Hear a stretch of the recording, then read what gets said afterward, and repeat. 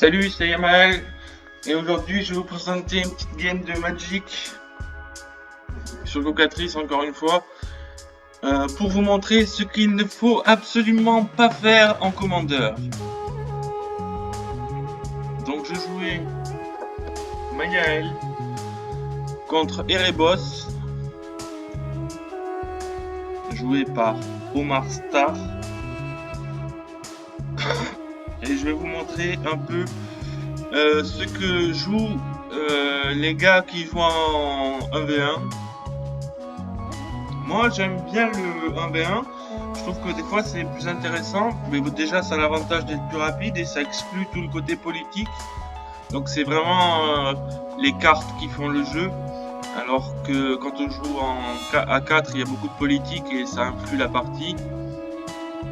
Donc lui il joue Erebos God of the Dead, qui empêche les adversaires de gagner des points de vie et qui peut piocher une carte pour 2 et 2 points de vie. Donc en fait il fait grid un peu en gros. Et je vais vous montrer, vous allez voir un peu ce qu'il va me faire.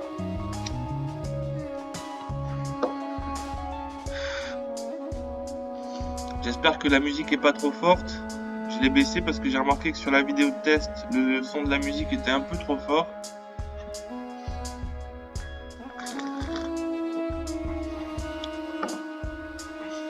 Donc voilà, c'est parti. Déjà, il commence direct avec un sort de défausse. Moi, j'ai plutôt une bonne main. J'ai 2 elfes, 3 elfes et un signé. Et un Vandal Blast au cas où. Mais j'ai qu'un terrain. Ah ouais, j'ai qu'un terrain, putain.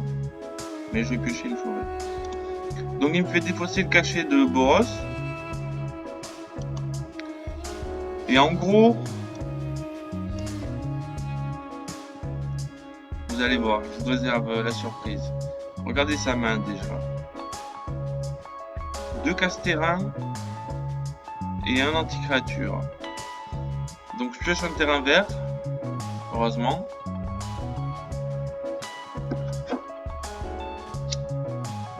Si je pouvais, je ferais un petit compteur du nombre de terrains qui m'a détruit pendant la partie. Vous allez vous dire, mais pourquoi il poste cette partie Alors voilà, il fait sacrifier le Arbor Elf. Alors déjà, je suis un peu surpris quand je vois ça.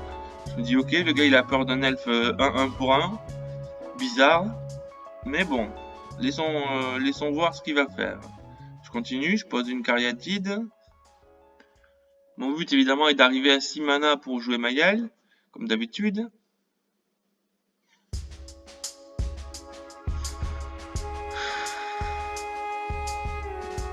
Et il ne va poser que des sorts de destruction. Il me détruit encore un terrain. Ça fait déjà en 3 tours, il m'a détruit 3 terrains déjà. Que dis-je? 4. En fait, de toute la partie, il ne va rien faire d'autre que détruire ma terrain. Et poser Erebos pour piocher. La partie est très courte, je pense qu'elle doit durer un quart d'heure, pas plus. Vous vous rendez compte, il gaspille un Phyrexian Révoqueur sur Sylvan Cariatide. D'ailleurs, je croyais que les capacités de mana ne pouvaient pas être contrecarrées, mais bon, ça a dû changer. Je perds pas espoir, je me dis, bon, j'ai 2 elfes, j'en ai encore un en main. Je dois pouvoir faire quelque chose. C'est vraiment... Pardon. L'anti-jeu total, quoi. Et en fait, de toute la partie, il ne va rien jouer d'autre que Erebos. C'est la seule vraie carte qu'il a jouée, quoi.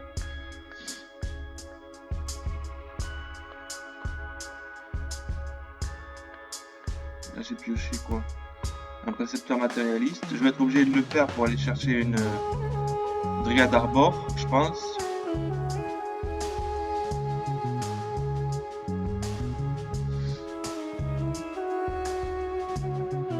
C'est vraiment cette partie l'exemple type de ce qu'il ne faut pas faire.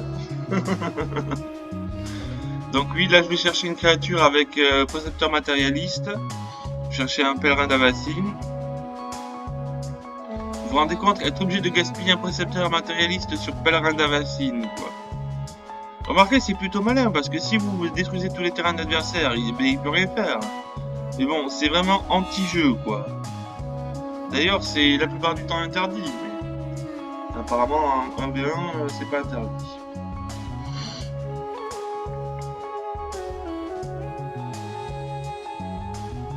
Ah non, il va jouer quand même un Tevechzat.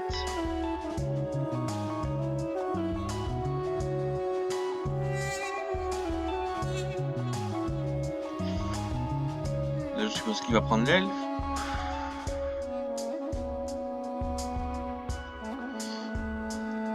Je suis obligé de faire un pass sur son Phyrexian Revoker du coup. C'est vraiment des micro-plays, vous voyez. C'est genre, je te détruis ton elfe 1-1 pour 1. En réponse, je te détruis ton truc qui bloque mon elfe 1-1 pour 1. C'est des mini actions, quoi. Alors que le DH, c'est fait pour jouer des gros sorts, genre World Chaos, enfin World Fire, ou des trucs qui coûtent X mana, quoi. C'est pas fait pour être joué comme ça. C'est vraiment, je vous dis, l'exemple type, tout ce qu'il ne faut pas faire. Comme ça, vous le retiendrez. Bon, il joue mono noir en même temps, donc on peut lui... C'était prévisible, on va dire. Donc il a quand même joué une carte, Tevechzat. Il a fait des trulls, des Strahd en français. J'ai réussi à obtenir 3 mana malgré toutes ces interactions. Et là, je sens que j'ai perdu la partie déjà, puisque j'arriverai jamais à 6 mana. Mais j'abandonne pas, je peux voir un peu ce qu'il va faire, quoi. Et il détruit encore un elfe. Donc là, je vais concéder, je pense. En fait, il a détruit 1, 2, 3, 4, 5, 6 elfes déjà.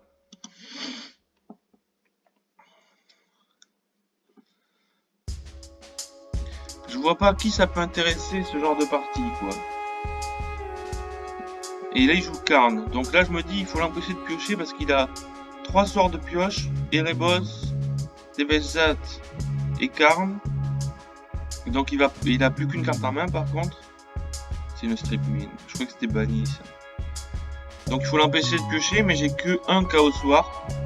Donc je le fais sur Karn. Au hasard, un peu. Parce qu'Erebos, il a assez de mana pour le refaire. Et Tevechzat, ouais, j'aurais dû faire sur Tevechzat, peut-être. De toute façon, ça n'aura rien changé, puisque j'ai que 3 mana. Donc je suis complètement niqué, quoi. Ah, je l'attaque. J'aurais dû attaquer Karn et faire Chaos War sur Tevechzat. Ça aurait été plus malin. Et je sais pas si vous vous rendez compte, quand même. En tout, dans la partie, il m'a laissé un terrain. Et il m'a détruit 8 sources de mana. Donc il a fait que détruire, que s'attaquer à ma mana base, quoi. Donc évidemment dans un deck cramp, qu'est-ce que tu veux faire? Mais j'aimerais bien que ce genre de joueur comprenne qu'il passe à côté de ce qui fait l'esprit de l'EDH, quoi. Parce que l'EDH c'est vraiment pour jouer toutes les cartes que personne ne joue, celles qui sont, genre si vous avez des vieilles cartes Legends ou The Dark, genre Hellfire, ou des trucs comme ça que personne ne jouera jamais. Ah non, il détruit même mon dernier terrain, donc il m'a laissé avec 0 terrain.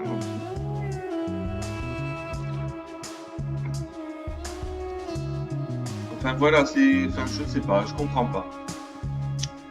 Je comprends pas qu'on puisse s'amuser comme ça.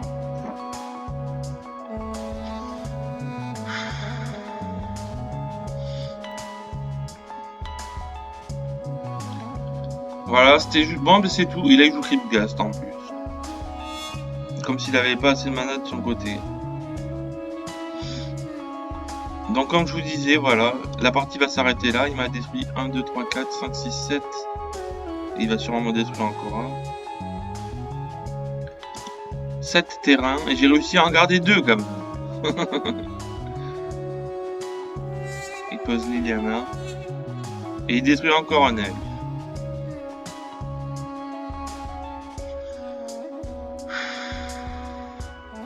Donc là il a la dévotion. De toute façon, les joueurs qui jouent Mana Crypt, En général, quand je vois un joueur jouer Mana Crypt, je me méfie. Ça veut dire que c'est une personne vraiment un philistin. Moi, les gens qui jouent Mana Crypt, c'est des philistins, c'est tout.